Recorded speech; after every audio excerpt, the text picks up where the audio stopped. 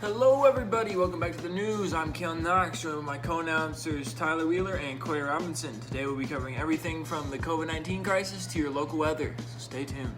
Starting off first with the COVID-19 crisis, hospitals in Canada will be among the first of the facilities to give out the coronavirus vaccine as we continue to fight this virus the best we can together as a community.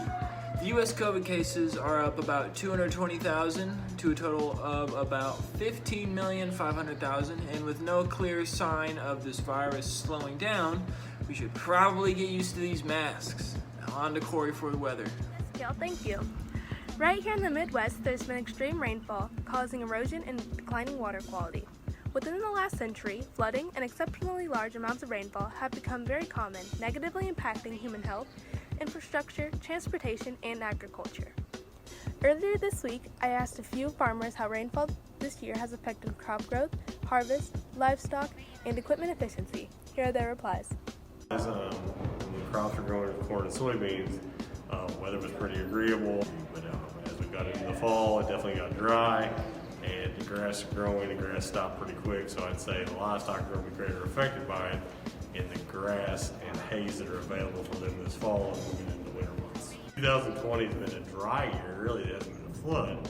So the aspects of livestock, probably your biggest effect is the growth of grass and hays, which will probably cause a shortage in the winter, as it probably wasn't able to produce as much as normal. What I understand about the rainfall this summer is that the amounts were pretty perfect for the crops. In fact, we had really good yields in both corn and soybeans, so that was very good.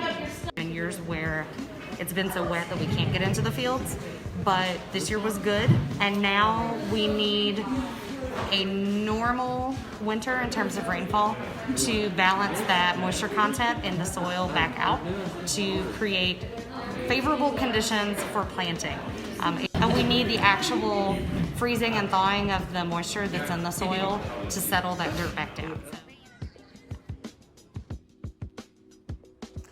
Well, I hope you aren't scared of aliens, because guess what? They're here. These strange monoliths have been appearing in fields around the world. The first monolith was found in Utah by a camera crew flying overhead who just really happened to see it. However, just as it appeared, it disappeared 9 days later. And a second, third, and fourth one have appeared. However, the second one has since disappeared in Romania. Now on to Tyler for pollution. Thanks, Kel. Along with aliens, pollution has become a major concern for all of us.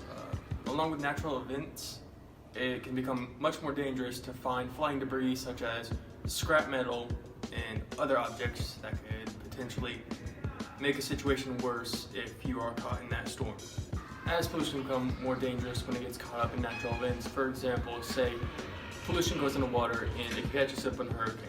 Say that pollution can become radioactive and certain types of oils can spread out and causing more damage throughout the areas and become potentially worse and more dangerous for people to breathe in the air throughout time. Oil spills such as radioactive contamination can cause major biodiversity loss in natural events such as blizzards, tornadoes, hurricanes, and many other listable things that could potentially become worse if pollution gets into it. Now, back to Kale. And with the conclusion of pollution, that will wrap up our segment, so tune back in next time to the news.